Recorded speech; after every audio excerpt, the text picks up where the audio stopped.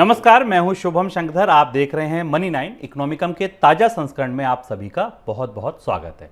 हर हफ्ते की तरह मेरे साथ स्टूडियो में मनी 9 के एडिटर अंशुमान तिवारी जी जुड़ गए हैं, अर्थात की नई किस्त लेकर। सर, बहुत स्वागत है आपका। अंशुमान जी से चर्चा शुरू करूं उससे पहले इकोनॉमिकम की यात्रा आगे कैसे बढ़ेगी इसका ऑन द शो देख लीजिए।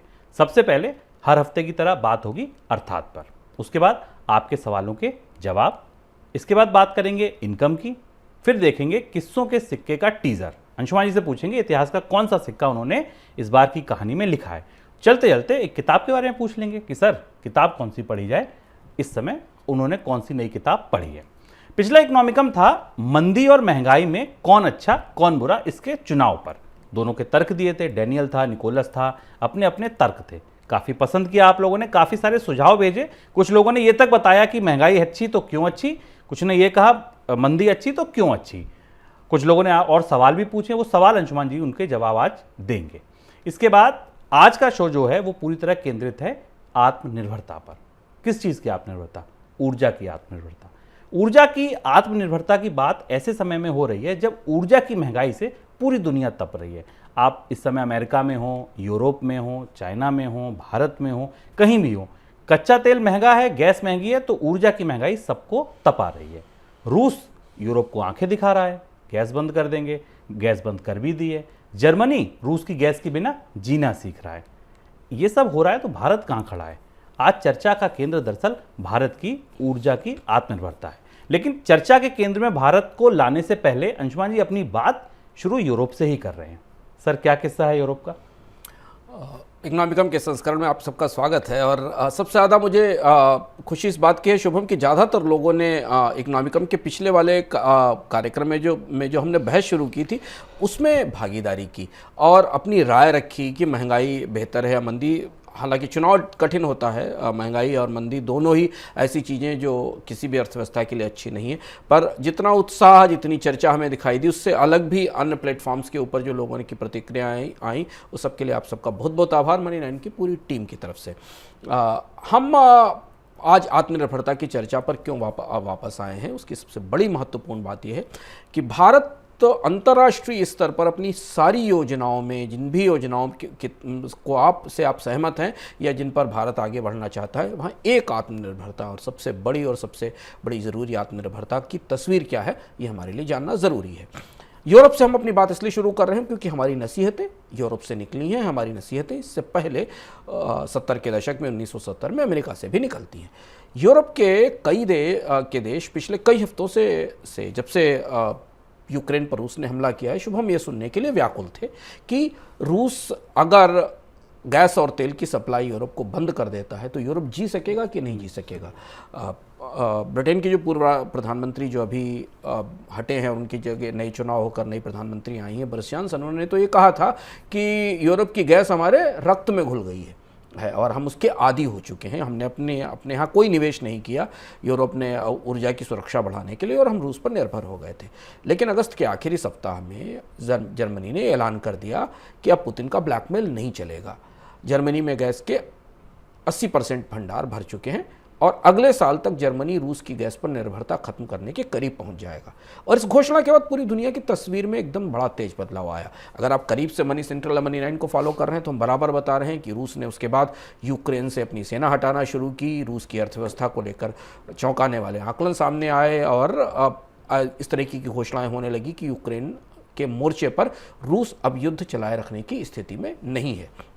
इन घटनाक्रम की रोशनी में इस समय जब अगस्त में जर्मनी ने इस बात का ऐलान किया था कि हम रूस की गैस पर अपनी निर्भरता सीमित कर रहे हैं, ख़त्म कर रहे हैं और हमने अपने भंडार भरने शुरू कर दिए हैं, उस वक्त रूस ने नॉर्ड स्ट्रीम पाइपलाइन से अपनी गैस सप्लाई पूरी तरह 3 दिन के लिए बंद कर दी थी। ये वो दौर था, अगर आप याद करेंगे, हाल फिलहाल की घटना है जब रूस ने कहा था कि 3-4 दिन तक बिल्कुल गैस जर्मनी को नहीं जाएगी। उस दौरान जर्मनी की तरफ से ये घोषणा आई थी। सितंबर के पहले सप्ताह में ये सप्लाई पूरी तरह बंद कर दी गई। लेकिन इस बीच जर्मनी ने बीते 6-7 महीनों में अपनी ऊर्जा आपूर्ति का तात्कालिक तौर पर, अस्थायी तौर पर ही बड़ा बंदोबस्त कर दिया था। और सिर्फ इतना ही नहीं, बंदोबस्त ही नहीं कर दिया, सितंबर के पहले सप्ताह में जर्मनी की सरकार ने लोगों को ऊर्जा की महंगाई से निपटने के लिए सब्सिडी पैकेज भी दे दिया। यानी पहले बाजार में बिजली की कीमतें, गैस महंगी होने के कारण बिजली की कीमतें बढ़ी। गैस महंगी है, यूरोप में अभी भी काफ़ी महंगी है, लेकिन उसके बाद जर्मनी ने अपने लोगों को सब्सिडी भी देनी शुरू की ताकि उनके बिल, एनर्जी के बिल कम हो सकें। दरअसल हम थोड़ा पीछे चल के देखें, क्योंकि हम ये पूरी चर्चा हमारे लिए इस समय सबसे ज़्यादा मौजूद और सबसे ज़्यादा महत्वपूर्ण क्यों है। जैसे ही यूरोप ने रूस ने यूक्रेन पर हमला किया था और इस बात की पूरी संभावना बनने लगी थी कि पुतिन एनर्जी को, जिस एनर्जी पर यूरोप निर्भर है और जिसके कारण उसने दुनिया के अन्य स्रोतों की तरफ देखना बंद कर दिया है, पुतिन उस ऊर्जा को यानी उस गैस और तेल को हथियार के तौर पर इस्तेमाल करेंगे। और उस हथियार के तौर पर उस इस्तेमाल के संकेत शुरुआती दिनों में ही आ गए थे। यूरोपियन यूनियन ने रिपावर EU नाम से एक पूरा कार्यक्रम लॉन्च किया था मार्च अप्रैल के महीनों में। इसका मकसद यह था कि 2027 तक रूस पर ऊर्जा निर्भरता पूरी तरह खत्म कर दी जाएगी, यानी रूस का मोहताज नहीं रहेगा यूरोप गैस और तेल के लिए। LNG का आयात, लिक्विड नेचुरल गैस का या लिक्विड पेट्रोलियम गैस का आयात इस रिपावर EU कार्यक्रम की बुनियाद था, जिसके आधार पर यूरोपियन यूनियन ने अपने यहाँ रूस की गैस से निर्भरता कम करने के कदम आगे बढ़ाए थे। जर्मनी के 2 बंदरगाह हैं जो काफ़ी यूरोप में चर्चा में है, एक का नाम विल्हेल्म्सहेवन है और दूसरे का ब्रूंसबुटेल है। इन दोनों बंदरगाहों को प्रतीकात्मक तौर पर यूरोप की ऊर्जा सुरक्षा की चर्चाओं में इस्तेमाल किया जा रहा है और प्रतीकात्मक तौर से ये सबसे आगे निकल कर आए हैं। विल्हेल्म्सहेवन नॉर्थ सी की खाड़ी में जर्मनी का डीप वाटर पोर्ट है। जो लोग जर्मनी के भूगोल से परिचित हैं, वहाँ पर एम्स और वीज़र 2 नदियाँ हैं, इनके बीच एक डेल्टा है जिसको जेट डेल्टा कहते हैं, वहाँ ये डीप वाटर पोर्ट है जो मौजूद है। और इसी तरह ब्रूंसबुटेल भी नॉर्थ सी के इलाके में एल्ब नदी का जो मुहाना है वहाँ मौजूद ये शहर है, जो कि बंदरगाह शहर है। एल्ब नदी के मुहाने से कील कैनाल जाती है, जो दुनिया का सबसे बड़ा मैन मेड वाटरवे है, यानी यहाँ से सबसे बड़ा जलमार्ग है जो प्राकृतिक नहीं है, कृत्रिम बनाया गया है। ये दोनों शहर आयातित LNG के सबसे बड़े केंद्र हैं जर्मनी में। जर्मनी यूरोप की सबसे बड़ी अर्थव्यवस्था है, उसकी निर्भरता पर ही या उसकी रूस से अलग होने पर और उसकी गैस आत्मनिर्भरता पर ही यूरोप का पूरा कार्यक्रम टिका हुआ था। ये दोनों आयातित LNG के नए केंद्र हैं। यहाँ जर्मनी ने पिछले 5 महीने में फ्लोटिंग स्टोरेज और रीगैसिफिकेशन यूनिट लगाई हैं। दुनिया में कम ही है, लेकिन बहुत तेज़ी से उनकी मांग बढ़ी है। इन्हें आप तैरते हुए गैस टर्मिनल समझ लीजिए, जहाँ लिक्विड LNG ली जाती है, जमा की जाती है और उसे गैस में बदलकर पाइपलाइनों के जरिए अंदर सप्लाई किया जाता है। ब्रूंसबुटेल के दूसरी तरफ एल्ब नदी के उस तरफ हैम्बर्ग के पास पोर्ट ऑफ स्टेड में भी इसी तरीके के टर्मिनल लगाए गए हैं। बाल्टिक का कोस्ट है ल्यूब्मेन में, वहाँ भी जर्मनी ने अपने लिए LNG के टर्मिनल बनाकर तैयारी की है। 2021 में जर्मनी अपनी 55% गैस रूस से इंपोर्ट करता था, जो इस साल जून में घट के 26% रह गई, यानी आधे से के करीब अपनी निर्भरता जर्मनी ने रूस की गैस पर घटा दी।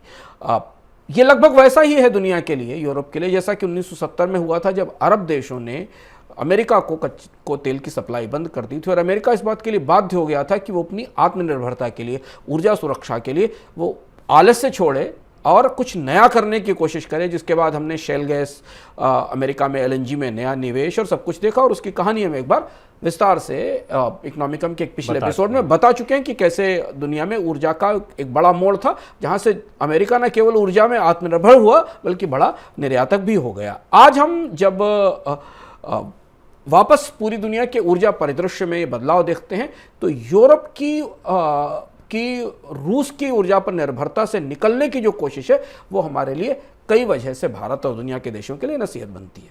बिल्कुल, तो यहाँ से निकल रही है नसीहत, और कैसे रूस ने जब आंखें तरेरी तो यूरोप ने खुद को आत्मनिर्भर बनाने के लिए काम किया, और कैसे कैसे ये किस चरण में ये काम हो रहा है अंशुमान जी ने बता दिया। लेकिन ज़रूरी क्या है? ज़रूरी ये है कि अपना घर टटोलें, पहले अपने घर में देखें कि हम कितने आत्मनिर्भर हैं। सर, ये बात हो यूरोप की, भारत में अगर हम ऊर्जा की तस्वीर देखें, मौजूदा तस्वीर, तो वो कैसी है?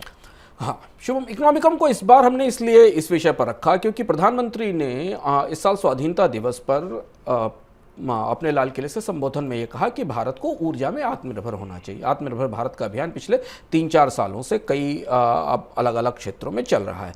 हालांकि उन्होंने ये बात इलेक्ट्रिक वाहनों के संदर्भ में कही थी कि हमें इलेक्ट्रिक वाहनों की ऊर्जा में आत्मनिर्भर होना चाहिए, लेकिन इलेक्ट्रिक वाहन दूर की बात है, उसमें भी काफ़ी निवेश और तैयारियों की ज़रूरत है। इससे ज़्यादा भारत की सरकार ऊर्जा की आत्मनिर्भरता के बारे में कुछ भी कह नहीं पाई। और अब जबकि हम पूरी दुनिया में ऊर्जा का पूरा परिदृश्य बदलते देख रहे हैं, कच्चे तेल की कीमतें $90 से ऊपर बनी हुई हैं, गैस की कीमतें $8-9 से ऊपर बनी हुई हैं, भारत के तेल आयात का, भारत के टोटल विदेशी मुद्रा भंडार का बहुत बड़ा हिस्सा ऊर्जा आयात पर जा रहा है, तब हमें ये समझना ज़रूरी है और इस तल्ख सच्चाई से आंख मिलाना जरूरी है कि भारत की ऊर्जा सुरक्षा की स्थिति वास्तव में है क्या, हम किस आत्मनिर्भरता में निवेश करना चाहिए हमें, और हम किस आत्मनिर्भरता की बात कर रहे हैं। 2022 शुभम भारत की ऊर्जा सुरक्षा के लिए सबसे निराशाजनक साल है। भारत की ऊर्जा सुरक्षा चारों तरफ से अगर आप इस साल को चुनेंगे तो ये साल सबसे ज़्यादा खतरनाक और जोखिम भरा है, या ये कहें कि ये एक किस्म का ट्रांजिट पॉइंट है जहां से भारत की ऊर्जा सुरक्षा खतरे के दौर में पहुंच जाती है। 2015 में सरकार ने तय किया था, बहुत सारी सुर्खियां हमारे सामने घूमती रहती हैं, उनके बीच में हमें याद करना ज़रूरी है कि 2015 में सरकार ने तय किया था कि आयातित कच्चे तेल पर भारत की निर्भरता को 2022 में 10% घटा दिया जाएगा। इसका आधिकारिक ऐलान 2015 में सरकार की तरफ से किया गया था कि हम भारत के तेल गैस क्षेत्र में इतना निवेश करेंगे कि 2022 में हम कम से कम 10% कम निर्भर हो जाएंगे अंतर्राष्ट्रीय कच्चे तेल के आयात पर। क्या हुआ जिसे हम आगे बताएंगे। 2022 वो साल भी है जब भारत सरकार ने आधिकारिक रूप से पिछले साल ये घोषणा की थी कि भारत थर्मल कोल का इंपोर्ट बंद कर देगा। थर्मल कोल यानी बिजली बनाने वाले कोयले का इंपोर्ट नहीं किया जाएगा, कोकिंग कोल का इंपोर्ट होता रहेगा, क्योंकि कोकिंग कोल का इस्तेमाल स्टील और बाकी धातुओं में होता है। और ये ऐलान पिछले साल कोयला मंत्रालय का एक चिंतन शिविर हुआ था, जहां पर उसमें यह किया गया था। इसके साथ यह भी कहा गया था कि भारत नेचुरल गैस की क्षमता बढ़ाएगा और नेचुरल गैस का पूरा मिक्स भारत की एनर्जी में बढ़ाएगा। यहां अगर आप ध्यान से देखें कि भारत की ऊर्जा सुरक्षा की मौजूदा परिस्थिति क्या है, तो ये सिर्फ और सिर्फ रूस और यूक्रेन युद्ध के कारण अंतर्राष्ट्रीय बाजार में बढ़ी कीमतों के कारण नहीं है। यहां समस्या कुछ पीछे से चली आती है, लंबी चली आती है भारत की ऊर्जा सुरक्षा को लेकर। जितनी सारी बातें पिछले 1-2 साल में हमने 3 साल में भारत में ऊर्जा को लेकर और बाकी चीज़ों को लेकर सुनी, आंकड़े जब आप देखिए तो आप चौंक जाते हैं, क्योंकि हर क्षेत्र में ऊर्जा के, हर क्षेत्र में, चाहे वो कोयला हो या नेचुरल गैस हो या तेल हो, इन सारी जगह भारत में घरेलू उत्पादन या तो गिरा है या गिर रहा है और निवेश घट रहा है। अब इसके बाद जब हम बैटरी की बात करते हैं, लिथियम आयन बैटरीज की बात करते हैं, हाइड्रोजन की बात करते हैं, फ्यूल सेल्स की बात करते हैं, सोलर सेल्स की बात करते हैं, तो इन सब चीज़ों को भी मिला लें तो भारत की पूरी ऊर्जा सुरक्षा आयात की मोहताज है, पूरी तरह से आयात की मोहताज है। और ये उस समय जबकि भारत की करेंसी डॉलर के दबाव में 80 के आसपास, 80 का दरवाज़ा सूंघ कर लौट आती है, तो विदेशी मुद्रा के बाजार में संकट की आहट है, क्योंकि आप कोई भी देश की अर्थव्यवस्था बगैर ऊर्जा संसाधनों के आगे नहीं चल सकती। भारत की आर्थिक विकास दर को अगर 8-9-10% के पास पहुंचाना है तो ऊर्जा में और ज़्यादा निवेश की और आपूर्ति की ज़रूरत होगी और सस्ती ऊर्जा की ज़रूरत होगी। तब हमारी अधिकांश ऊर्जा महंगाई अब इम्पोर्ट हो रही है, जो हमें दिखाई दे रही है। बिल्कुल। तो ऊर्जा के 3 बड़े स्रोत अंशुमान जी ने जिन पर इशारा किया, वो एक बताया कोयला, एक बताया कच्चा तेल, तीसरी बताई नेचुरल गैस, और चौथी जो इसमें अभी नए मेहमान आ रहे हैं, हाइड्रोजन कह लीजिए, सोलर कह लीजिए, ये चौथे मेहमान हैं जो ऊर्जा के बाजार में आ रहे हैं। सबसे पहले बात कच्चे तेल की। सर, कच्चे तेल की स्थिति भारत में अभी कैसी है? शुभम, क्रूड ऑयल में हम चाहते कुछ थे और हो कुछ और गया। और क्या हो गया, ये आंकड़े सरकार के भीतर से जब निकल कर आते हैं तो हमें उन्हें करीब से देखना चाहिए। इस साल अप्रैल से अगस्त के बीच में भारत में कच्चे तेल का आयात बिल करीब $99 अरब के आसपास पहुंच गया। अप्रैल से अगस्त के बीच में इस साल। इससे पहले मार्च 2022 तक भारत का तेल आयात 2021 के मुकाबले 2 गुना बढ़ के $119 अरब हो गया था। अगर हमें माने कि हम इसे वैल्यू संदर्भ में देखते हैं या डॉलर में कच्चे तेल की महंगाई के संदर्भ में देखते हैं, तो फिर हम सच्चाई से अपने आप को अलग कर रहे हैं। ये कीमत, ये आयात केवल इसलिए नहीं महंगा हुआ या बढ़ा कि कच्चे तेल की कीमतें बढ़ी थी, बल्कि इसके पीछे भारत में कच्चे तेल के उत्पादन की बहुत विकट और ख़राब स्थिति है। 2015 में सरकार ने लक्ष्य रखा था, जैसे मैंने शुरुआत में संकेत किया, कि भारत 2022 तक तेल आयात पर अपनी निर्भरता को 87% से घटाकर 77% कर देगा। यानी 87% हमारी ज़रूरतों का ऑयल इंपोर्ट होता था, जिसे 2022 तक घटाकर 2015 में 87% था, जिसे 2022 में घटाकर 77% और 2030 तक 50% कर दिया जा रहा था। यानी हम ये सोच रहे थे कि भारत में कच्चे तेल की मांग बढ़ेगी, क्योंकि इकोनॉमी ग्रो कर रही है तो आपके पास भारतीय अर्थव्यवस्था में मांग बढ़ेगी, लेकिन हम उत्तरोत्तर अपने यहाँ कच्चे तेल के उत्पादन की क्षमता इतना बढ़ाते जाएंगे कि जब 2030 में हम 8-9% या 10% की आर्थिक विकास दर से ग्रो कर रहे होंगे, तब हमारी निर्भरता 50% रह जाएगी। ये लक्ष्य था, 2015 में रखा गया था। हुआ इसका उल्टा। 2015 से ही ऑयल इंपोर्ट पर भारत की डिपेंडेंस बढ़ने लगी। 2015 ही वह साल था जहां से ऑयल इंपोर्ट पर भारत की डिपेंडेंस बढ़ने लगी। सरकार का एक petroleum planning and analysis cell है, इसके आंकड़े बताते हैं कि जून 2022 तक भारत अपनी जरूरत का 87% तेल इंपोर्ट करने लगा, जिसको कि घटाकर 77% पर लाया जाना था, और वो भी इतनी ऊंची कीमतों के ऊपर। अब भारत की ऊर्जा सुरक्षा का खलनायक कौन है, इसे हम करीब से देखें। भारत में कच्चे तेल का उत्पादन 2022 के साल में शुभम 28 साल के लोएस्ट लेवल पर आ गया। जिस साल दुनिया के बाजार में कच्चे तेल की सबसे ज्यादा मांग थी, वहां उस समय भारत में, ये आंकड़ा आपके सामने चार्ट है, देखिए भारत में डोमेस्टिक प्रोडक्शन और इंपोर्ट का फर्क देखिए कि हम कहां खड़े हुए हैं। ये चार्ट हमको पेट्रोलियम मिनिस्ट्री के आंकड़ों से दिखाई देता है कि हम कितना इंपोर्ट कर रहे हैं और कितना घरेलू उत्पादन हो रहा है। 28 साल के न्यूनतम स्तर पर भारत का घरेलू कच्चा तेल उत्पादन आ गया। भारत में बुनियादी उद्योगों का एक सूचकांक है जिसको हम कोर इंडस्ट्रीज इंडेक्स कहते हैं। हर महीने वो आता है, हर महीने उस पर चर्चा होती है। इसमें मासिक आधार पर कोयला, कच्चा तेल, स्टील, रिफाइनरी, इलेक्ट्रिसिटी, इनके उत्पादन की वृद्धि का आकलन किया जाता है। यह आंकड़ा सरकार के पब्लिक डोमेन में उपलब्ध है, से कोई करीब से देख लें। अगर आप इस आंकड़े को पिछले 4 साल में ट्रैक करें तो कच्चे तेल का उत्पादन आपको इसमें लगातार गिरता हुआ दिखाई देगा, इसी सूचकांक में, जो सूचकांक सरकार हर साल जारी करती है।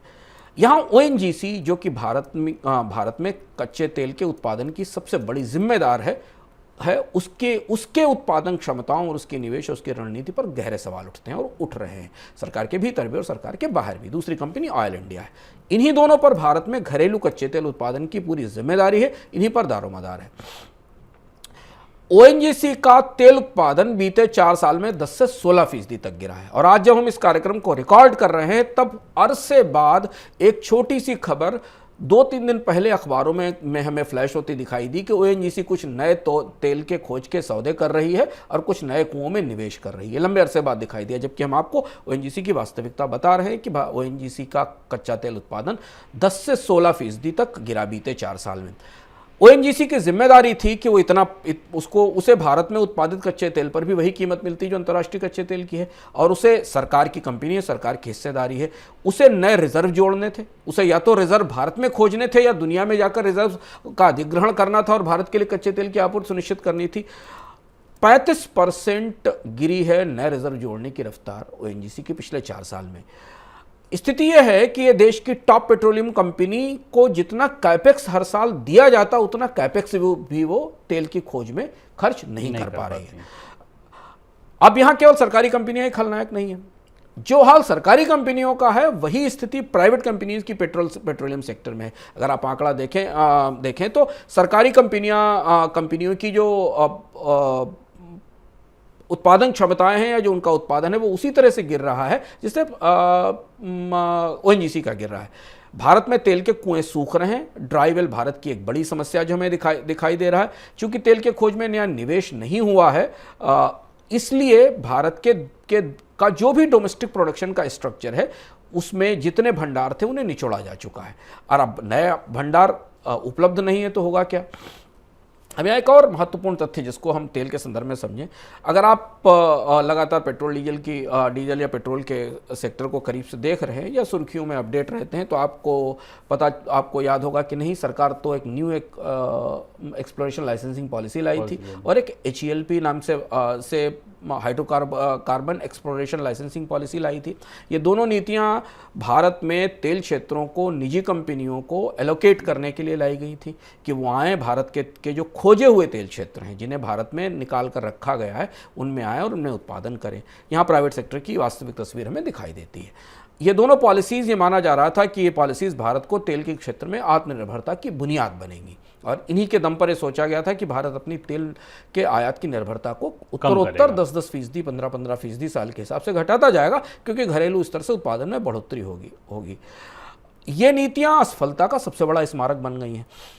1999 से 2016 तक जो भी तेल ब्लॉक के आवंटन भारत में किए गए, उनमें कोई बड़ी विदेशी कंपनी नहीं आई। पहली चीज तो किसी भी बड़ी विदेशी कंपनी ने निवेश नहीं किया। अधिकांश मामलों में जहां कंपनियों ने तेल ब्लॉक लिए, वो थोड़ी बहुत कोशिश के बाद उन्हें छोड़कर वापस लौटाकर सरकार को चली गई। 2018 की सबसे ताजा नीति थी जिसमें 127 ब्लॉक एलोकेट किए गए थे।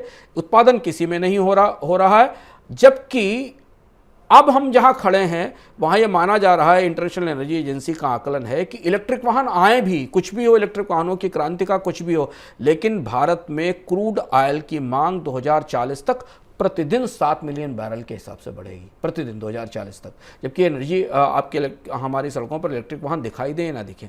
ऐसी स्थिति में आप खुद अंदाज लगा सकते हैं कि अगर भारत के पास अपना कच्चा तेल उत्पादन नहीं होगा या कच्चा तेल उत्पादन के अंतर्राष्ट्रीय स्रोत नहीं होंगे, हम यहाँ सिर्फ यही बात नहीं कह रहे कि भारत के पास कच्चे तेल के स्रोत हैं कि नहीं, दुनिया में ऑयल इक्विटी लेना, अंतर्राष्ट्रीय क्षेत्रों में जाकर तेल गैस के स्रोत खरीदना, अगर ये निवेश नहीं होगा तो फिर हमारी तेल पर एनर्जी की आत्मनिर्भरता का हश्र क्या होगा। ये है तेल का किस्सा। बिल्कुल, तो ये तेल की धार जो है वो ठीक नहीं बह रही है। पहली बात, घर से निकल नहीं रहा है। दूसरी बात, विदेश से जो आयात पर निर्भरता घटानी थी वो नहीं निकलने की वजह से और बढ़ गई है। तीसरी बड़ी बात, निवेश बढ़े इसके लिए जो नीतियां लाई गई, ना तो वो नीतियां चल पाई और ना हम विदेश जाकर कहीं बड़े निवेश कर पाए। अब बात कच्चे तेल की बात करते हैं, कोयले की। कोयले के लिए ये साल मुझे लगता है कि पिछले कई वर्षों में सबसे खराब साल रहा, क्योंकि हम रिकॉर्ड आयात पर पहुंच गए। सर, क्या चल रहा है यहाँ? कोयले की अपनी ट्रेजेडी है और ये ट्रेजेडी अनोखे स्थिति में आती है। पिछले साल सरकार ये कहती है कि हम कोयले के आयात में, इस बार थर्मल कोल के आयात में, थर्मल कोल के उत्पादन में आत्मनिर्भर हो जाएंगे, जबकि इस साल भारत 76 मिलियन टन कोयला इंपोर्ट करेगा, जो अभी हमें तात्कालिक आकलन शुभम दिखाई दे रहे हैं, जो पिछले कई सालों का रिकॉर्ड होगा। भारत की 90% बिजली थर्मल है, कोयले से आती है और इस साल अकेले, इस साल भारत में कोयले का आयात करीब 40% बढ़ा है। लेकिन इस आयात में जो सबसे चिंताजनक बात है और सबसे महत्वपूर्ण बात है वो इस आंकड़े में आप देख सकते हैं कि भारत में ये कोयले का आयात पिछले कई सालों की सबसे महंगी कीमत पर होने जा रहा है, क्योंकि अंतर्राष्ट्रीय बाजार में कोयले की कीमतों में तेज बढ़ोतरी दिखाई दी है। कोयले की ट्रेजेडी क्रूड ऑयल की ट्रेजेडी से ज़्यादा दर्दनाक है, क्योंकि क्रूड ऑयल तो है नहीं हमारे पास। भारत एशिया के उन देशों में, उन भूगोलों में आता है जिनके पास हाइड्रोकार्बन के रिजर्व्स नहीं है। तो भारत के पास सीमित संसाधन, सीमित स्रोत हैं और अभी बहुत सारे स्रोत की खोज नहीं हुई है, चाहे वो डीप वाटर में हो या शैलो वाटर में हो, ऑनशोर हो, ऑफशोर हो, उनमें निवेश की ज़रूरत है, पैसा लगाने की ज़रूरत है। पर कोयले के मामले में तो भारत दुनिया का दूसरा सबसे बड़ा कोल माइनिंग वाला कंट्री है। दुनिया का 5वां सबसे बड़ा कोल रिजर्व भारत में उपलब्ध है। पिछले साल सरकार ने दावा किया था कि कोयला उत्पादन बढ़ रहा है और इसीलिए इस साल से थर्मल कोल का आयात बंद करने का लक्ष्य रखा गया था, लेकिन इस साल देखते देखते पूरी की पूरी सप्लाई ही चरमरा गई भारत में कोयले की। अभी जनवरी में बिजली घर बंद होने लगे, उनके पास कोयला नहीं था, पर सरकार ने बाध्य किया बिजली घरों को। इम्पोर्टेड कोल के लिए एक तरह से दबाव बनाया गया कि कोल आयात किया जाए तब बिजली बन पाएगी, उनकी ब्लेंडिंग के नियम बदले गए। अभी भी सरकार ये कह रही है कि मानसून खत्म होने के बाद कोयले की आपूर्ति में वही समस्याएं बनी हुई हैं। देश की सबसे बड़ी कोयला कंपनी इस साल सबसे बड़ी इंपोर्टर हो गई, कोल इंडिया, जो कि कोयला निकालने के बजाय इंपोर्ट करने लगी। अब यहाँ समस्या कोयले में केवल उत्पादन की नहीं है, यहाँ कोयले का पूरा जो सप्लाई चेन सिस्टम है वो पिछले 7-8 सालों में बुरी तरह लड़खड़ा चुका है। कोल इंडिया के पास को अगले 1 साल में कोयले की ढुलाई की क्षमताओं पर, यानी रेल लाइन और इंफ्रास्ट्रक्चर पर बनाने पर करीब 14,000 करोड़ रुपए का निवेश करना होगा, तब वो इस निवेश के जरिए भारत में खदानों से कोयला निकालकर बिजली घरों तक पहुंचा सकेगी। और अभी हम बिजली घरों के कोयले की बात कर रहे हैं। भारत में कोयले के जो गैर पावर या नॉन पावर कंज्यूमर्स हैं, उनके लिए तो बहुत ही खराब हालत है। वो तो पिछले 1 साल से चिट्ठियां लिख के सरकार को परेशान है। स्टील, एल्यूमिनियम, स्पंज आयरन और बाकी उद्योग जिनको कोयले की जरूरत है, उनको तो कोयला मिलने में हमेशा दिक्कत बनी रहती है। कोल इंडिया 80% कोयला उत्पादन करती है, लेकिन ना तो नई खानें खोली जा पाई, ना नए खानों में निवेश बढ़ा। 39 खदानें तो अभी ताज़ा आंकड़े जो हमारे पास हैं वो तमाम मंजूरियों की वजह से लटकी पड़ी हैं, जो कोल इंडिया की खदानें जिनमें कि वो नया प्रोडक्शन बढ़ा सकती है। बीते 5 साल में भारत में कोयले खदानों के निजीकरण की भी कोशिशें हुई, लेकिन इसमें कोई सफलता नहीं मिली। भारत में प्राइवेटाइजेशन की जो पॉलिसी ठीक कोविड के बीच में आई थी, उसके आधार पर हमने निजी निवेश होते नहीं देखा। अब 2020 में कोयल पे पुरानी खदानों को 40 खदानों को निजी क्षेत्र के लिए खोला गया था, जिसमें भी कोई नया निवेश नहीं आया। कोल इंडिया बंद पड़ी खदानों को भी चालू करने की कोशिश कर रहे हैं, लेकिन उसमें कोई पार्टनर नहीं मिल रहा है। तो कोयले की समस्या रिजर्व ना होने की समस्या नहीं, कोयले की समस्या नए खदानों में निवेश ना होने की समस्या है, और कोयले की आपूर्ति को बिजली घरों तक ना पहुंचाने का ढांचा ना बनाने की समस्या। और इसके कारण भारत की अचानक तेल पर निर्भरता, इंपोर्टेड निर्भरता समझ में आती थी। इस साल भारत के ऊर्जा आयात में बहुत बड़ा हिस्सा कोयले का हो गया, और हमारी विदेशी मुद्रा जिसकी सबसे ज़्यादा ज़रूरत है भारत को तकनीक की आयात और बाकी चीज़ों के लिए, वो उस चीज़ के आयात पर जा रही है जो हमारे पास खुद उपलब्ध है, देश में उपलब्ध है, और हम अपने बिजली घरों को उसे पहुंचा नहीं पा रहे हैं। बिल्कुल, तेल में तो खैर तेल है ही नहीं, तो आयात करना ही है, वो उत्पादन उतना नहीं हो पा रहा है। कोयला है भी तो हम निकाल कर पहुँचा नहीं पा रहे हैं। सर, तेल के बाद, कोयले के बाद अब बात गैस की, यहाँ क्या स्थिति है? हम लोग कोयले और तेल पर ज़्यादा चर्चा करते हैं, नेचुरल गैस पर चर्चा नहीं करते, लेकिन नेचुरल गैस उतना ही महत्वपूर्ण है। पूरी दुनिया में दरअसल इसी की आफत है, नेचुरल गैस की चारों तरफ आफत है, नेचुरल गैस कैसे हासिल की जा सके। चाइना, रशिया के बाद रशिया से सप्लाई बंद होने के बाद यूरोप ने नेचुरल गैस में कैसे अपनी क्षमताएं तैयार की, जिस पर हमने आपसे शुरुआत में चर्चा की। जर्मनी का हमने उदाहरण दिया, यही स्थिति बाकी अन्य देशों की भी। चीन अपने यहाँ नेचुरल गैस की क्षमताओं में बड़ा निवेश कर रहा है। नेचुरल गैस भविष्य का ईंधन भी माना जाता है, फ्यूचर का सबसे सुरक्षित ईंधन है, जो पर्यावरण की दृष्टि से भी सुरक्षित है और सस्ता भी है बिजली की दृष्टि से। भारत में ऊर्जा की चर्चाओं में नेचुरल गैस की चर्चा तभी होती है जब सीएनजी की कीमतें बढ़ती हैं, और साल में 2 बार जब सरकार नेचुरल गैस की कीमतें बढ़ाती है या संशोधित करती है, उस समय हम इस पर चर्चा में के बीच में जाते हैं। यहाँ भी सरकार ने एक लक्ष्य रखा था, पर नेचुरल गैस में भी वही स्थिति है जो हमको कोयले और तेल में दिखाई देती है। यहाँ भी सरकार ने एक लक्ष्य रखा था कि 2030 तक भारत की टोटल ऊर्जा एनर्जी सप्लाई में, यानी भारत में जितनी भी ऊर्जा की आपूर्ति है, उसमें नेचुरल गैस का हिस्सा जो आज 6.4% है, उसे बढ़ाकर 15% कर दिया जाएगा, यानी लगभग 2 गुने से ज़्यादा हिस्सा नेचुरल गैस का होगा। ऐसा करने के पीछे तर्क था, इस लक्ष्य के पीछे, कि कोयले पर निर्भरता कम की जाए, बिजली के उत्पादन को गैस पर केंद्रित किया जाए, तो पर्यावरण की दृष्टि से नेचुरल गैस सुरक्षित होती है और उससे पर्यावरण को उतनी क्षति नहीं पहुंचती, और कोयले की आपूर्ति और सप्लाई में जितना निवेश करना होता है, उतने ही लगभग निवेश में अगर पाइपलाइंस का नेटवर्क हो तो आप गैस के जरिए बिजली उत्पादन बेहतर कर सकते हैं। लेकिन पिछले 1 दशक में, शुभम, यहाँ भी बहुत चिंताजनक आंकड़ा है कि पिछले 1 दशक में भारत में डोमेस्टिक नेचुरल गैस का उत्पादन लगातार गिर रहा है। आप इस चार्ट को देखें, अगर पीएनजी की स्टेटिस्टिक्स को देखें, भारत में नेचुरल गैस के उत्पादन में लगातार गिरावट हो रही। 2013 में ये 39 MMCM था, जो अब 33 MMCM है, जबकि मांग इस दौरान दोगुनी हो गई, क्योंकि नेचुरल गैस की डिमांड लगातार बढ़ रही है और हम देख रहे हैं कि नेचुरल गैस की शॉर्टेजेस हैं। यहाँ भी ओएनजीसी पर सवाल उठता है, ओएनजीसी के कामकाज पर सवाल उठता है, जो भारत में करीब डोमेस्टिक डिमांड का 61% उत्पादन करती है। यहाँ भी आयात पर निर्भरता बढ़ रही है, क्योंकि अब हमने पिछले सालों में जब भारत में नेचुरल गैस का उत्पादन तो नहीं बढ़ाया, पर एलपीजी को रिप्लेस करने के लिए शहरों में पीएनजी के बड़े नेटवर्क तैयार कर दिए, सीएनजी के बड़े नेटवर्क तैयार कर दिए। भारत में पब्लिक ट्रांसपोर्ट को तेल को डीजल और पेट्रोल से मूव करके सीएनजी की तरफ ले जाया गया। भारत में फर्टिलाइजर इंडस्ट्री को गैस की बड़े मात्रा में ज़रूरत है। भारत में घरेलू मांग नेचुरल गैस की 10% की सालाना गति से बढ़ रही है। सबसे तेजी से बढ़ने वाली मांग है एनर्जी के माध्यम में। अगर आप देखें तो भारत में उस दृष्टि से भारत दुनिया की अन्य अर्थव्यवस्थाओं के हिसाब से ही नेचुरल गैस की मांग बढ़ा रहा है। लेकिन आधी गैस हम इंपोर्ट करते हैं, हमारे डिमांड की जितनी गैस उसकी आधी में इंपोर्ट करते हैं। हमने इस तरीके की खबरें देखी, जब रूस और यूक्रेन के बीच युद्ध हुआ तो भारत की सबसे बड़ी गैस इंपोर्ट कंपनी गेल, जो गेल है, उसे रूस से गैस की आयात में दिक्कत हुई, क्योंकि गैसप्रॉम उसकी रूस की जो सबसे बड़ी गैस कंपनी है गैसप्रॉम, वो गेल की सबसे बड़ी सप्लायर थी। तो जब गैसप्रॉम के ऊपर प्रतिबंध लगे तो उससे गैस की आपूर्ति में दिक्कत हुई।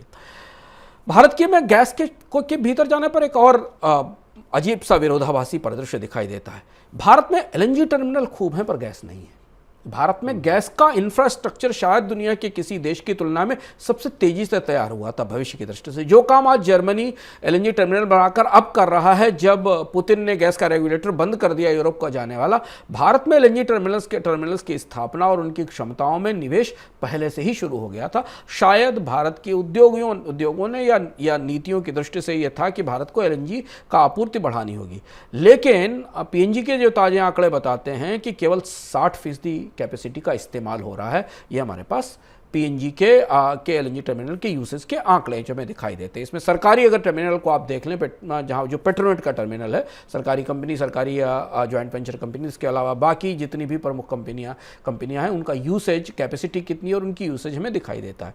हमें एलएनजी आयात की लागत लगातार भारत में बढ़ रही है। कीमतों को लेकर सरकार तस्वीर साफ नहीं करती, क्योंकि अभी भी भारत में गैस की कीमतें रेगुलेटेड हैं, पार्शियली रेगुलेटेड हैं, पूरी तरह बाजार पर निर्भर नहीं है। सरकार साल में 2 बार हर 6 महीने में कीमतें तय करती है, इसलिए आयात के लंबे सौदे नहीं हो पाते, क्योंकि कीमतों में एक हिस्सा फर्टिलाइजर कंपनियों को मिलने वाली गैस का है और गैस की आपूर्ति की कीमतों को सरकारें अपने तरह से नियंत्रित करने की कोशिश करती हैं। अब क्या हो रहा है, भारत में जो नए एलएनजी टर्मिनल बने जिनमें बैंकों का बड़ा निवेश हुआ है, पर गैस कहाँ से आएगी ये पता नहीं है। यूरोप में गैस की मांग बढ़ने के कारण, ये आंकड़ा हमारे पास जो upcoming energy terminal facility Bharat में इतने तो नए टर्मिनल आने वाले हैं जिनकी कमीशनिंग 2023 से 2027 के बीच में होगी। ये आंकड़ा हमारे सामने क्रिसिल से मिलता है, धर्मा में, जयगढ़ में, चाहरा में, ये सब नए टर्मिनल आने वाले एलएनजी की कैपेसिटी। ये कैपेसिटी में बैंकों का बड़ा निवेश हो चुका है, लेकिन भारत के लिए एलएनजी की जो सप्लाई का सबसे बड़ा स्रोत था वो मध्य पूर्व था, कतार और मध्य पूर्व के देश थे। अब जबकि यूरोप में गैस की मांग बढ़ी है, तो मध्य पूर्व की गैस यूरोप की तरफ मूव कर रही है और इसलिए भारत में एलएनजी की या गैस की शॉर्टेज दिखाई दे रही है। यहाँ पर भारत को गैस में ना तो खोज में ना केवल नए निवेश की जरूरत है, पर उससे ज़्यादा ज़रूरत है अपनी सारी कूटनीतिक ताकत झोंक कर लंबे समय के एलएनजी आपूर्ति के करार करने की, पैक्ट करने की, ताकि जो दुनिया के प्रमुख एलएनजी एक्सपोर्टर्स हैं देश, चाहे वो मिडिल ईस्ट के देश हों या अमेरिका हो, वहाँ से भारत को लंबे समय के लिए एलएनजी की आपूर्ति के सौदे करने पड़ेंगे, तब ये सप्लाई और डिमांड का मिसमैच गैस के बाजार में पूरा हो पाएगा। जिसकी बात सुनो अगली, लगता है कि उससे ज़्यादा दिक्कत तो पिछले वाले से ज़्यादा दिक्कत इसमें है, तेल से ज़्यादा दिक्कत कोयले में और कोयले से ज़्यादा दिक्कत गैस में। सर, अब ऊर्जा के बाजार में कुछ नए मेहमानों के नाम सुने जा रहे हैं, हाइड्रोजन के, सोलर के, इनका क्या हाल है बाजार में? हम इसको अभी ये उभरती हुई तकनीकें हैं, इनमें स्वाभाविक सी बात है कि लिथियम है, कोबाल्ट है, इनकी कीमतें दुनिया में बढ़ रही हैं। भारत के पास बैटरी की तकनीक अभी नहीं है, पर ये एक उभरती ऊर्जा का बाजार है। यहाँ हम आयात पर निर्भर होकर तकनीकें ला सकते हैं, तैयारी कर सकते हैं। लिथियम को लेकर हमें थोड़ी सक्रियता दिखी भी है। हमने लिथियम के ऊपर इकोनॉमिकम के एक पिछले संस्करण में विस्तार से चर्चा की थी, जिसमें हमने जानने की कोशिश की थी। लेकिन इंडिया की इम्पोर्ट स्टोरी अगर आप देखें तो आपके सामने दिखाई देता है कि हमारे पास लिथियम का इम्पोर्ट 55% बढ़ा है, सोलर सेल्स का इंपोर्ट लगभग 100% बढ़ा है और क्रूड ऑयल का तो इंपोर्ट हमारे सामने दिखाई देता है। तो ये 3 महत्वपूर्ण कोयले के इंपोर्ट पर हमने बात की। भारत, लेकिन हमें इस साल भारत में जो भी बैटरी क्रांति है, ये जो आंकड़े सरकार की तरफ से या निजी स्रोतों से मिलते हैं, उस हिसाब से भारत इस बार 13,000 करोड़ रुपए के इस साल लिथियम का इंपोर्ट करेगा। बैटरी की तकनीकें बाहर से मंगानी पड़ेगी। तो अब सबसे कठिन पहली इस समय यह है ना कि भारत, जब हम अगले 25 सालों में भारत को विकसित देश बनाने की बात करते हैं, तब हम ये भूल जाते हैं कि ऊर्जा सुरक्षा सबसे महत्वपूर्ण चुनौती है और ये भारत की सारी योजनाओं का सबसे बड़ा गर्त है। यहाँ आत्मनिर्भरता तो बात की बात है, यहाँ तो अगर आपको एक काम चलाऊ विकास दर भी चाहिए 5-6-7% की, तो भी भारत को सस्ती और पर्याप्त और भरपूर ऊर्जा चाहिए। पर्याप्त और भरपूर ऊर्जा से ज़्यादा महत्वपूर्ण है सस्ती ऊर्जा, और इसलिए हमें भारत की महंगाई में स्थायी रूप से, हम इकोनॉमिकम की चर्चाओं में लगातार आपको बताते रहे कि पिछले 7-8 सालों में भारत की महंगाई का स्थायी हिस्सा बन चुकी है एनर्जी। भारत की जितनी महंगाई निकलती है उसका एक बहुत बड़ा हिस्सा प्रत्यक्ष और परोक्ष रूप से एनर्जी के कारण आता है, क्योंकि हम एनर्जी के मामले में कीमतें तय करने की ताकत ही खो चुके हैं। हमारी निर्भरता अंतर्राष्ट्रीय बाजार पर इतनी ज़्यादा है कि हम उस मूल्य को नियंत्रित ही नहीं कर सकते, और अगर उस मूल्य को हम नियंत्रित करने की कोशिश करते हैं तो हमारे बजट लहूलुहान हो जाते हैं। देखिए, 7 महीने से भारत में पेट्रोल डीजल की कीमतें नहीं बढ़ी, तो 20,000 करोड़ की सब्सिडी सरकार के खाते में तैयार है, जो तेल कंपनियों को दी जाएगी, तब तेल कंपनियां सस्टेन कर पाएंगी। तो ये वो दरार है जिसका भरना जरूरी है। आखिरी छोटा सा सवाल, भारत के लिए आगे की राह कैसी है सर? भारत ऊर्जा सुरक्षा के मामले में भौगोलिक तौर पर भारत के पास बड़े स्रोत नहीं है, खासतौर से तेल और गैस के मामले में बड़े स्रोत नहीं है, चाहे वो बैटरी के मिनरल्स हों उनके भी बड़े स्रोत नहीं है। तो इसके आयात से भी आयात के बिना काम नहीं चलेगा। तो जहाँ और आयात की चुनौती ये है कि इन ऊर्जा स्रोतों में शुभम कार्टेल्स हैं, बहुत मजबूत कार्टेल्स हैं। जैसे आप ओपेक के कार्टेल को देखिए, जब तक लिथियम का बाजार और बड़ा होगा हमें लिथियम का भी कार्टेल बनता दिखाई देगा। दुनिया में जो बैटरी निकालने वाले देश है, बैटरी के का ईंधन आपूर्ति करने वाले देश हैं, उनका भी कार्टेल बनता दिखाई देगा। अब अगर आप बिजली चलित वाहनों की बात करते हैं कि भारत में इलेक्ट्रिक व्हीकल हैं, तो उसके लिए बिजली तो चाहिए ना। बैटरी तो चार्जिंग की कैपेसिटी है। अगर आपको बिजली चाहिए और वो बिजली भी थर्मल बिजली हो या गैस की बिजली हो, तो उसके लिए कोयला चाहिए और कोयले के साथ गैस चाहिए। इसके बाद फिर उस कोयले को पर्यावरण के लिए सुरक्षित बनाने की अपनी एक कॉस्ट आने वाली है। मुझे लगता है कि भारत के जितने PLI हैं, जितने भी प्रोडक्शन लिंक्ड इंसेंटिव है ना, इस ऊर्जा सुरक्षा पर वो सारे PLI निछावर होने चाहिए। भारत को 100% आत्मनिर्भरता की अगर कोशिशें किसी एक क्षेत्र में झोंकने की जरूरत है अगले 2, 3, 4 साल तक, 5 साल तक, तो वो सिर्फ और सिर्फ एनर्जी है। क्योंकि जो चारों पांचों एनर्जी के बड़े स्रोत हैं, वहाँ यदि हम जो भी करें उसके लिए, चाहे बजट से उसमें सहायता दी जाए, चाहे भारत की तेल गैस कंपनी पर को नए बजट्स दिए जाएं, चाहे नए तेल क्षेत्रों की खोज की जाए, भारत की पूरी डिप्लोमेटिक बैटरी की जितनी फायर पावर है वो लगाकर अंतर्राष्ट्रीय स्रोतों से गैस की और तेल की आपूर्ति के स्रोत सुनिश्चित किए जाएं। क्योंकि अगर ये नहीं किया गया तो आप कोई भी इंडस्ट्री भारत में बुला लीजिए, किसी भी उद्योग में निवेश को बुला लीजिए, अगर ऊर्जा की सुरक्षा नहीं होगी और भारत की अर्थव्यवस्था में 6-7% की भी आर्थिक विकास दर के लिहाज से अगर ऊर्जा की आपूर्ति सुनिश्चित नहीं होगी और उसकी कीमतें दुनिया में लगातार बढ़ती जाएंगी, तो फिर ये पूरा जो हाई ग्रोथ का पूरा चैलेंज है वो जाकर महंगी ऊर्जा के गड्ढे में बुरी तरह फंस जाएगा। और इसलिए 2022 हमें यह नसीहत दे रहा है कि 70 के दशक में अमेरिका ने ऐसी परिस्थिति देखी थी और उन्होंने अपने पूरे ऊर्जा परिदृश्य को अगले 10 साल में बदल दिया। यूरोप ने वो परिस्थिति अभी देखी और यूरोप ने उसे और तेज रफ्तार से अपने आप को पिछले 6 महीने में बदला और अगले 1-1.5 साल के अंदर आपको यूरोप के ऊर्जा परिदृश्य में काफी बड़ा बदलाव देखा। तो भारत इसको क्यों नहीं कर सकता? भारत की ऊर्जा नीति में सिरे से नए सिरे से बदलावों की जरूरत है और इन सच्चाइयों को स्वीकारने की जरूरत है कि अगर हमारे पास ऊर्जा आत्मनिर्भरता नहीं होगी तो किसी और दूसरी आत्मनिर्भरता का कोई बहुत मतलब भी नहीं है, अगर आप एनर्जी में सेल्फ सफिशिएंट नहीं है तो। बिल्कुल, तो ये इस बार का अर्थात था जहां हमने पूरी बात की ऊर्जा आत्मनिर्भरता की, जहां पर ऐलान किए गए थे, संकल्प लिए गए थे, लेकिन वो सिद्धि से पहुंचने से पहले ही कहीं गड्ढ-मड्ढ हो गए, रुक गए, अटक गए। सर, अब सवाल जवाब। पहला सवाल वेद प्रकाश जी का, ताज़ा खबर से जुड़ा उनका सवाल है। वो कह रहे हैं कि 10 करोड़ डीमेट अकाउंट हो गए भारत में। क्या माना जाए कि शेयर बाजार निवेशकों के लिए, आम जनता के लिए पहली पसंद बन रहा है? अभी भी नहीं, अभी भी शुभम, अगर आप 10 करोड़ डीमेट अकाउंट बहुत बड़ी आबादी में छोटा सा हिस्सा है। ताज़ा आंकड़ों के मुताबिक केवल 3% भारत की फाइनेंशियल सेविंग का हिस्सा स्टॉक मार्केट में जाता है, जिसमें 2% म्यूचुअल फंड के जरिए और 1% के आसपास स्टॉक मार्केट में सीधे निवेश के तौर पर है। हमने बहुत सारे डिमेट अकाउंट्स LIC के IPO के कारण भी खुलते देखे थे। इसमें से कितने एक्टिव डिमेट अकाउंट हैं ये एक देखने वाली बात होगी, क्योंकि डिमेट अकाउंट्स अब आने वाले समय में सिर्फ स्टॉक्स के लिए नहीं और भी चीज़ों के लिए इस्तेमाल किए जाएंगे। जैसे कि इंश्योरेंस कंपनी भी इस बात की तैयारी में है कि इंश्योरेंस को डिमेट अकाउंट में किया जाए। भारतीय शेयर बाजार में म्यूचुअल फंड के माध्यम से निवेश लगातार बढ़ रहा है। हम अपने यहाँ मनी 9 के ऐप पर एक पूरा शो हर महीने लेकर आते हैं म्यूचुअल फंड सेंट्रल के नाम से, जहां हम आपको बताते हैं कि भारत के जो निवेशक हैं म्यूचुअल फंड में निवेश कर रहे हैं, उन्हें क्या जानने की जरूरत है इस महीने, कहाँ उनको नुकसान हो रहा है, कहाँ फायदा हो रहा है। शेयर बाजार का स्वस्थ विकास, लोगों का परोक्ष रूप से इक्विटी में निवेश किसी भी देश के वित्तीय बाजार के लिए अच्छा है। लेकिन फिर भी भारत की फिनेंशियल सिक्योरिटी के लिहाज से, फिनेंशियल सेविंग के लिहाज से भी बहुत बड़ा हिस्सा ऐसा है जिसके पास फिनेंशियल सिक्योरिटी के लिए उसे बहुत कुछ और करने की ज़रूरत है। कमल नारायण जी का अगला सवाल, कहने हैं कि क्या सरकार इनकम टैक्स में बदलाव करके महंगाई को काबू कर सकती है? बहुत ज़्यादा नहीं सीधे तौर पर, क्योंकि बहुत छोटा सा 1.5-2 करोड़ लोगों का इनकम टैक्स पेयर्स का वर्ग है जिनके हाथ में आप थोड़ा बहुत पैसा छोड़ सकते हैं।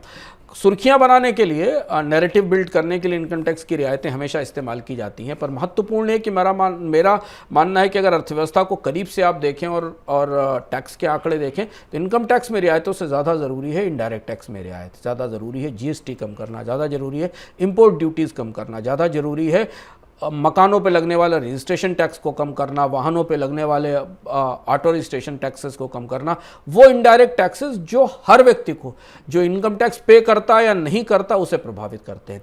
खपत सस्ती करना ज़रूरी है, उसके बाद तो इनकम और बचत पर टैक्स लगा लेने में कोई असुविधा नहीं। जब तक खपत सस्ती नहीं होगी, जब तक लोगों की ज़िंदगी सस्ती नहीं होगी, वो कमाई करके भी उस पर अगर इनकम टैक्स में रियायत दे भी दिया तो बहुत छोटा हिस्सा होगा जिससे उसका फ़ायदा मिलेगा। चलिए, ये हो गए आपके सवाल जवाब। अब बात इनकम की। सर, इनकम में इस बार कौन सा शो देखने की सलाह दे रहे हैं आप? इस बार हम आपको सलाह देंगे, इस सप्ताह में मनी 9 के ऐप के ऊपर गोल्ड सेंट्रल उपलब्ध है। और सोना इसलिए समझना ज़रूरी है कि पिछले 2-3 हफ्ते में सोने के बाजार में बहुत सारे बदलाव हुए हैं। अमेरिकी डॉलर की मजबूती के कारण सोना टूटा हुआ है, गिरा हुआ है। इधर भारत में त्योहारी सीजन की मांग चल रही है। 50,000 रुपये, 51,000 रुपये के आसपास सोना घूम रहा है। क्या सोना खरीदना चाहिए? इससे नीचे तो नहीं जाएगा, इससे और नीचे जाएगा तो कहाँ तक गिरेगा? क्या सोने को खरीदने का यही एक रास्ता है कि आप ज्वेलरी से खरीदें या ETF में भी निवेश करें? सोने की दुनिया में बहुत कुछ ऐसा होता है जो हम महीने में एक बार एक शो में लेकर आते हैं। और सोना सिर्फ फिजिकल बाइंग नहीं है, सोने की डिजिटल बाइंग भी है। इसे समझना है तो इस हफ्ते का गोल्ड सेंट्रल ज़रूर देखिए और लोगों को दिखाइए और उन्हें बताइए। सोने की खरीदारी करने से पहले, सोने के बारे में कोई फैसला लेने से पहले ये शो आपकी ज़रूरत है और ये मनी 9 के ऐप पर उपलब्ध है। बिल्कुल। तो गोल्ड सेंट्रल इस बार का इनकम की सलाह में अंशुमान जी को आपको सलाह है कि गोल्ड सेंट्रल ज़रूर देखिए।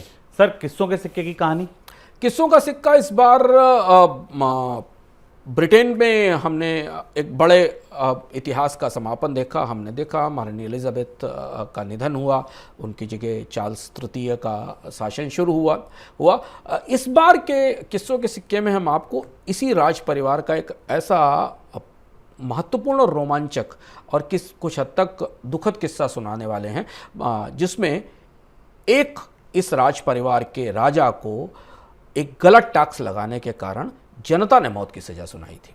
और पूरे ब्रिटेन के परिवार में इकलौता राजा था जिसे जनता ने मौत की सज़ा सुनाई थी और उसे मौत की सज़ा स्वीकार करनी पड़ी थी। कैसे ब्रिटेन के इतिहास में राजा के खिलाफ लोगों ने बगावत की, संसद की अपनी एक सेना राजा की सेना से लड़ी। ब्रिटेन के इतिहास का या यूरोप के इतिहास का सबसे लोमहर्षक और सबसे महत्वपूर्ण हिस्सा, जिसे हम शायद समझ नहीं पाए, हमारे पास हमारी जानकारी में नहीं है कि टैक्सेशन किस तरह से लोगों को बगावत के लिए प्रेरित करता है, भारी टैक्सेस कैसे प्रभावित करते हैं। चार्ल्स तृतीय के शासन के संदर्भ में इस बार किस्सों का सिक्का इस पर केंद्रित है। काफ़ी भारी भरकम किस्सों का सिक्का इस बार ज़रूर देखिए। सर, चलते चलते एक किताब और बता दीजिए, अच्छा कौन सी पढ़ेगा? हाँ, पिछली बार हम लोगों ने चर्चा की थी एक सीरीज़ पर, एक नई किताब जिसमें मैंने पढ़ना शुरू किया है। पॉल कैनेडी की किताब है the rise and fall of great powers. थोड़ी सी बड़ी किताब है पर बहुत ही दिलचस्प किताब है।